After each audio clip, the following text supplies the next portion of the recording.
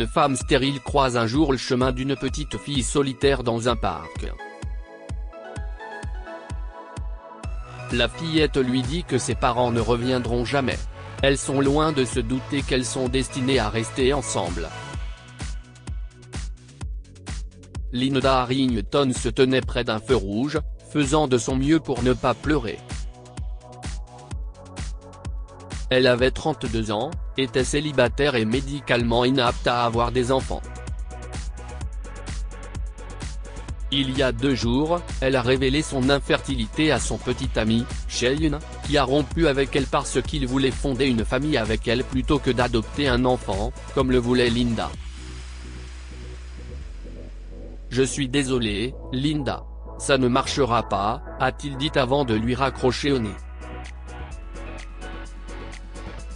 Ils sortaient ensemble depuis 6 mois, et bien que plusieurs hommes aient quitté sa vie dans le passé, prétendant qu'ils ne voulaient pas avoir affaire à une femme stérile, Linda pensait que Shane était différent. Le problème, si est qu'il ne l'était pas. Ce matin, lorsque Linda s'est arrêtée au feu rouge pour se rendre à son bureau, elle n'arrivait pas à se remettre des événements des 2 derniers jours et luttait pour retenir ses larmes. Lorsque le feu est passé au vert, elle a pris une profonde inspiration et s'est dirigée vers son bureau. Alors qu'elle était encore à quelques immeubles de son lieu de travail, Linda est passée devant un parc où elle a remarqué quelque chose et s'est arrêtée brusquement. Elle a vu une jeune fille assise seule sur une branche d'arbre dans le parc. Il n'y avait pas d'aîné autour d'elle ni personne en vue. Linda détestait son travail et était en retard. Elle savait que sa patronne, hautaine et coléreuse, qui menaçait constamment de la licencier, allait s'en prendre à elle, mais elle a réalisé que la fillette était seule et a décidé de l'approcher. Après tout, elle ne pouvait pas laisser une petite fille toute seule. Salut-toi, dit Linda en s'arrêtant devant la fille et en s'accroupissant pour lui faire face. Tu attends quelqu'un? Je peux t'aider? La petite fille l'a regardé et Linda a remarqué des larmes dans ses yeux. Je m'appelle Linda. Peux-tu me dire ton nom? Demande-t-elle à la petite fille. Je m'appelle Amy, a finalement répondu la fillette, en balançant lentement ses pieds. Tu as un joli prénom, Amy, remarque Linda en souriant. Alors, es-tu venue ici avec tes amis? La petite fille a secoué la tête. Oh, tu attends tes parents? Je peux rester avec toi jusqu'à ce qu'ils reviennent. Quand est-ce que tes parents reviennent? À ce moment-là, des larmes ont coulé sur les joues d'Amy et elle a murmuré, jamais. Le sourire de Linda s'est effacé. Qu'est-ce que tu maman et papa sont morts dans un accident de voiture la semaine dernière, a révélé Amy. Après cela, des gens m'ont emmené dans une nouvelle maison. Je ne suis pas heureuse. Je veux une maman et un papa. Linda avait le cœur brisé pour la petite fille. Elle ne semblait pas avoir plus de 6 ans et pourtant, elle avait déjà vécu tant de choses. Es-tu venue ici seule parce que tu n'aimais pas ta nouvelle maison? Est-ce que tu... Avant que Linda ne puisse terminer, elle fut interrompue par une voix venant de derrière.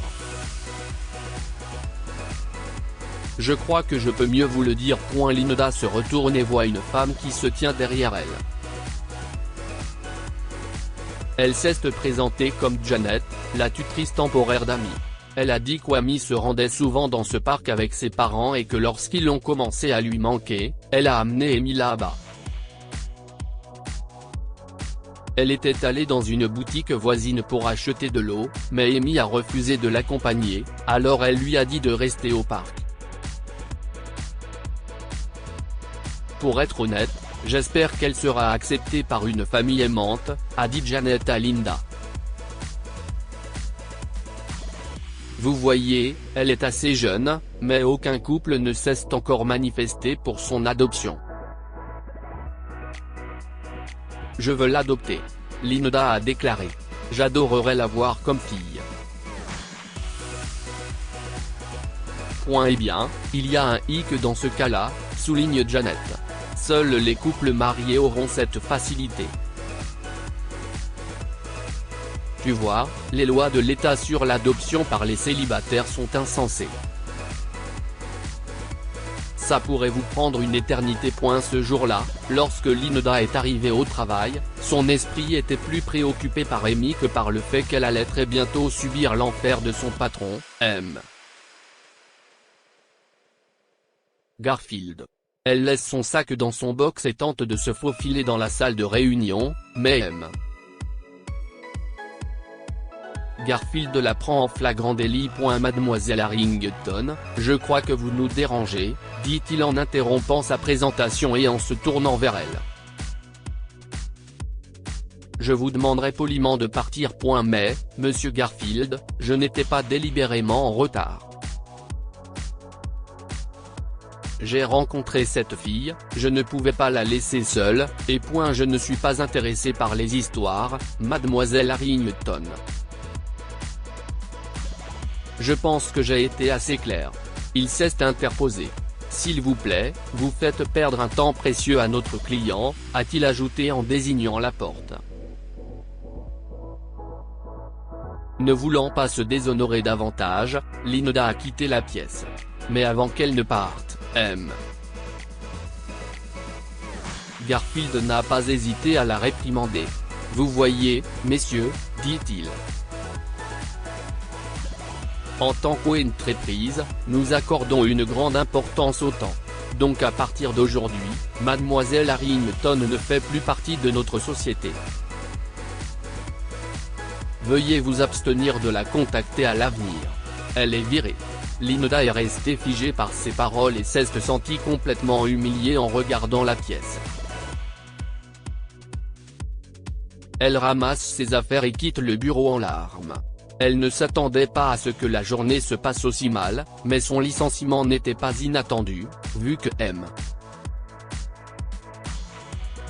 Garfield la détestait. Alors que Linda passait à nouveau devant le parc en rentrant chez elle, elle s'arrêta, profondément plongée dans les pensées d'Amy, jusqu'à ce qu'une voiture klaxonnant derrière elle la distrait soudainement. Elle se retourne et reconnaît immédiatement le conducteur. C'était le même client que celui dont parlait M. Garfield dans la salle de réunion. Linda Harrington. Bonjour, je suis Jacob Bernard. Voulez-vous vous joindre à moi pour un café rapide ? Demande-t-il en baissant la vitre du côté passager. Linda a expiré un soupir.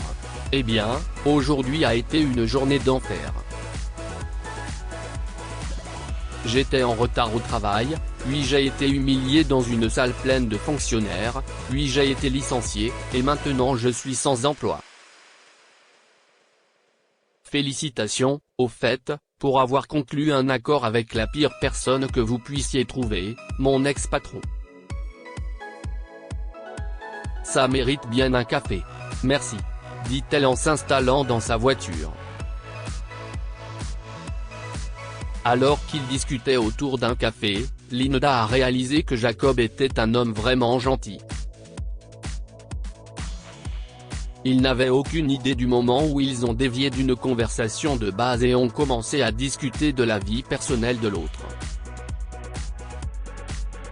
Jacob a révélé qu'il était riche mais qu'il n'avait personne dans sa vie, ses parents l'ayant quitté depuis longtemps. Aussi, je suis terriblement mauvais dans les relations. Admet-il. Linda rougit. Je ne dirais pas non plus que j'ai de bons souvenirs. Toutes les personnes avec qui je suis sorti m'ont quitté après avoir appris que j'étais stérile, alors oui. Je suppose que nous avons ça en commun. Au fil du temps, Jacob et Linda ont commencé à se voir fréquemment, et avant qu'ils ne le réalisent, ils étaient devenus de très bons amis et avaient cultivé des sentiments l'un pour l'autre.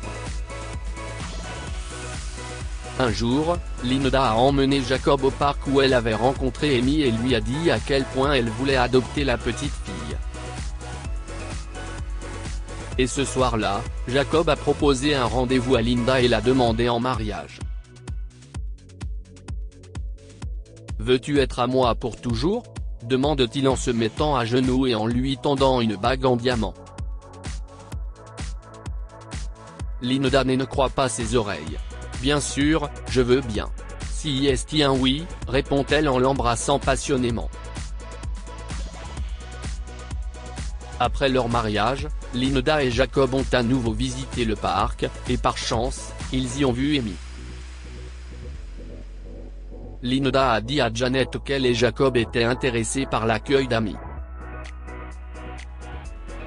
Le processus a pris du temps et a exigé beaucoup de contrôle, mais tout a fini par s'arranger, et la vie de Linda, qui était auparavant terne et ennuyeuse, s'est transformée en une famille heureuse avec une fille adorable, un mari attentionné et deux nouveaux métiers, celui d'épouse aimante et de mère.